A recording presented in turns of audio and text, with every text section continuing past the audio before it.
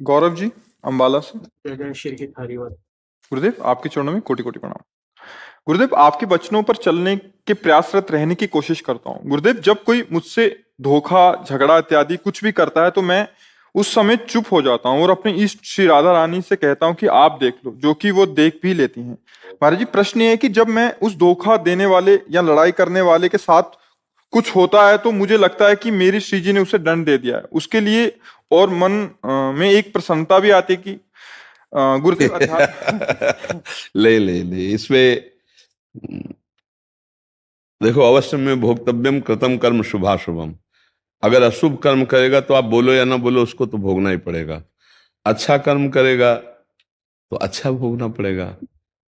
अब हमारी थोड़ी कमी है यहाँ कि जो हमारे साथ बुरा करे तो हम श्री जी से ये कहें कि आप इसकी बुद्धि शुद्ध कर दो, इसके अंदर ज्ञान प्रकाशित कर दो। ये जो गंदी बात करता है, जो लड़ाई करता है, इसकी अगर बुद्धि शुद्ध हो जाएगी तो अच्छा आदमी हो जाएगा। उसको दंड मत दो, उसको आप अच्छा बनाने की कोशिश, वो सुखी हो जाए। दंड देने से अगर वो दुखी हुआ तो उसकी बुद्धि थोड़ी सुधर जाएगी, वो और अपराध करेगा। तो हम भक्त हैं, हम भगवान के जन हैं, हम उसका मंगल चाहें कि हे भगवान आप कृपा करो, ये गलत कर रहा है, इसकी बुद्धि ठीक नहीं है, आप इसकी बुद्धि शुद्ध कर दो, इसको आनंद मिले, इसका जीवन सुख में हो जाए, इसलिए लाडली इस पर कृपा कर दो। ये तो हुआ हमारा भक्तपना। और भक्ति कर रहे हैं और हमारा कोई बुरा कर रहा है तो भोगोगे, और जब उसे कष्ट मिला तो मुझे अच्छा लग रहा है, ये हमारी कमी है। हाँ हाँ, तो ये हमारी कमी, इसको हमें दूर करना चाहिए। इसे हमें, अगर हमारा भाई, हमारा मित्र, हमारा पड़ोसी, या हमारे गांव का या हमारे देश का, वो ऐसे ही जैसे हमारे घर के लोग हैं, हम अपनी छोटी बुद्धि के कारण अपने घर को एक छोटा मान लेते हैं, वैसे हम भारतीय हैं, वैसे हम विश्वात्मा भगवान के हैं, तो पूरा विश्व हमारा है। अब जैसे हमारे दांत से हमारी जबान कट जाए तो हम किसको गाली देंगे? नहीं, हम सह जाते हैं ना। ऐसे हम सहना सीख जाएं तो हम बहुत अच्छे हो जाएंगे और आपका प्रभाव पड़ेगा। यदि आप किसी से द्वेष नहीं करते हैं, किसी को कष्ट देना ये हमारा नहीं, द्वेष मिटाकर उसको हृदय से प्यार देना, ये हम वैष्णव का, हम भक्त जनों का, हम भगवान के हम सत्संगी हैं। वो बेचारा सत्संग नहीं प्राप्त किए, हम भजन करते हैं, वो संसारी है, हमको उस पर दया करनी है। जैसे अपना छोटा बच्चा गोद में चढ़ जाए, बाल खींचने लगे, तमाचा मारे, तो हंसी ही तो आएगी। कोई कहे यार तुम्हारा अपमान कर दो, बोले पागल है, बच्चों का कहीं अपमान माना जाए? वो तो खेल रहा है, उसको क्या पता कि इनकी दाढ़ी में लग रहा है, वो तो ऐसे स्वाभाविक खींच रहा है। ऐसे हम देखते हैं बच्चे हैं, वो भले बड़े हैं लेकिन है तो बच्चे ही, भूल चुके हैं, उनके अंदर ज्ञान नहीं, इसलिए हमें पीट रहे हैं, वो हमें गाली दे रहे हैं, हमारी निंदा कर रहे हैं, पर है तो हमारे परिवार के, हमारा ही परिवार। जब ईश्वर हमारे तो सब हमारे ईश्वर के हुए ना, तो सब हमारा परिवार हुए ना, ऐसे भक्त सोचता है। इसीलिए वो सामर्थ होते हुए भी, सब सामर्थ होते हुए, मतलब भागवतिक दंड दे सकता है, शारीरिक दंड दे सकता है, व्यवहारिक दंड दे सकता है, सब सामर्थ है, वो चुपचाप सह लेता है। जैसे दांत से जबान कट जाए तो किसको बोलेंगे, अपने हाथ से अपने चोट लग जाए तो किसको बोले? ऐसा कई बार होता है कि हम चाकू आदि से कुछ करना चाहते हो, हमारा ही हाथ कट जाता है, अब किसको बोले? चुपचाप सह जाते हैं। ऐसे ही सहना चाहिए, और जो हमें कष्ट दे यदि उसे दंड मिले तो हमें दुखी होना चाहिए, प्रभु नहीं, प्रभु नहीं।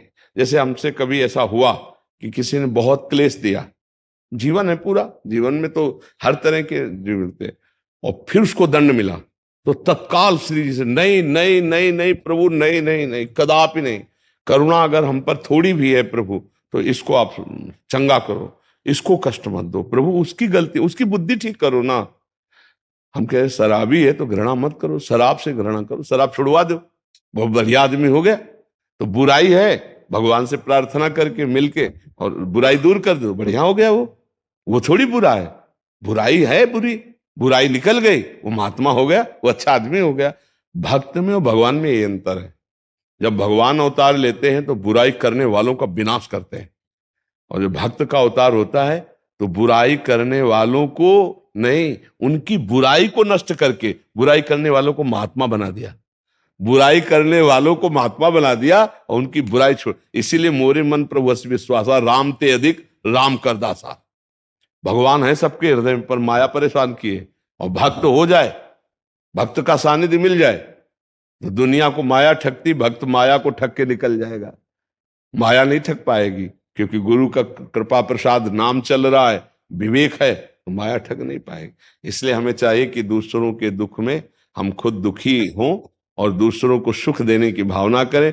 दूसरा जब हमें दुख दे तो ये माने कि हमारे ऊपर श्री जी की बड़ी कृपा है, कोई था प्रारब्ध, उसे इनके द्वारा कटवा रहे, ये तो निमित्त मात्र है, बात तो श्री जी की है। और दंड मिलने पर मुझे सुख हो, ये थोड़ा हमारी कमी है, इसको हमें त्यागना चाहिए। सुख नहीं होता गुरुदेव, हर्ष थोड़ा अच्छा लगता कि है। हाँ भी मेरे प्रभु ने मेरा ध्यान रखा है। नहीं नहीं नहीं, मेरे प्रभु मेरा ध्यान ये रखे कि उसकी बुद्धि शुद्ध, तो उसको बिल्कुल दंड ना मिले, ये बात हमें माननी पड़ेगी। हो गया सुधार। हाँ, इससे, क्योंकि बात ये समझो ना, उसके हृदय में भी प्रभु बैठे हैं। हरिवंश महाप्रभु कह रहे, ये क्रूरा अपि पापिनो न च सताम संभाष्य दृश्याश्चये सर्वान वस्तुतया निरीक्ष परम स्वाराध्य बुद्धिर्म। जो क्रूर हैं, पापी हैं, देखने योग्य नहीं, संतों से संभाषण करने योग्य नहीं, उनमें भी मेरे राधा वल्लभ लाल है, पक्की बात है। हमको उनको देख करके, प्रभु आप ही हो ना, तो हम अपने प्रभु को दंड देने की बात कैसे सोच सकते हैं? ये बहुत ऊंची बात है। तो चलो, यहां तक नहीं पहुंच पाए तो इतनी बात है कि हमारे संत का आदेश है, गुरु का आदेश है कि अगर तुम्हें कोई सताए तो सह लो, उसको दुख देने की बात मत सोचो। यदि उसे दुख मिलता है तत्काल तो हमको दुखी हो जाना चाहिए, प्रभु नहीं, इनकी बुद्धि को शुद्ध करो, इसको सुखी तो हम में उसमें अंतर हो गया, क्योंकि हम भक्त हैं और वो एक संसार में रत प्राणी है, तो हमारा कुछ अलग होना चाहिए, नहीं होना चाहिए। यही हमारी महानता है। हम क्षमा बल के द्वारा उसको सुख प्रदान करेंगे और वो दुष्टता के द्वारा हमें दुख प्रदान करेगा। हम सहेंगे पर उसको मुस्कुराने की बात देंगे, तुम हंसो, हम रोए और तुम हंसो, और सदैव सुखी रहो। कभी हमारे द्वारा तुम्हें कभी दुख न मिले, हमें जो दंड दिया तुम्हें इसका परिणाम कभी न भोगना पड़े। तभी तो संतों की तरफ जय जयकार होती, सभी सब सर झुकाते। किस बात के लिए? इसी बात के लिए सर झुकाते हैं कि यार है कुछ भगवान की विशेषता इनमें। तो सबको आत्मा कहा जाता है, संतों को महात्मा कहा जाता है। महान आत्मा क्या? वो गाली दे रहा है और वो उसको सुखी करने की बात सोच रहा है, यही महान आत्मा। नहीं तो सब आत्मा तो सब है, सबके लिए उनको कहा जाता है महान आत्मा। इसीलिए तो महान आत्मा का मतलब कोई वेश से नहीं है, आचरण से है। वो आचरण आप भी कर सकते हो, नहीं? हाँ बिल्कुल। और भगवान बल देते हैं, इसका आपको बल दे और इसकी प्रॉफिट होगी। जब एक बार आप सह जाओगे, फिर एकांत में जाओगे, तो आपका भजन इतनी जोर से होगा, क्योंकि आप सच्चाई से चल पड़े ना, और आपका हृदय आनंद में डूब जाएगा। यद्यपि उसने दुख दिया, आपने उसके सुख की बात की, तो आपका हृदय आनंद से डूब जाएगा, देख लेना।